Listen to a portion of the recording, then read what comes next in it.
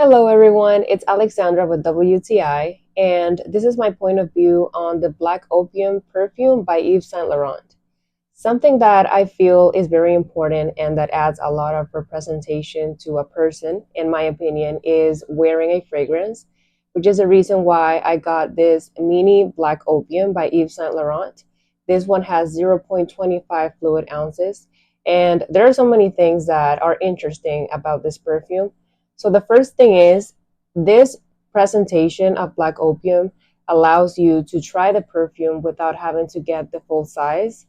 And something else that I find is really useful and helpful about this presentation is that it is very, very easy to carry around in your purse, and you can even travel with it without it being a nuisance.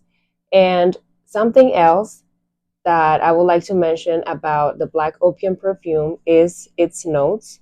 So when you smell it, the top notes are pear, pink pepper, and orange blossom, and the main accords are vanilla, coffee, and sweet.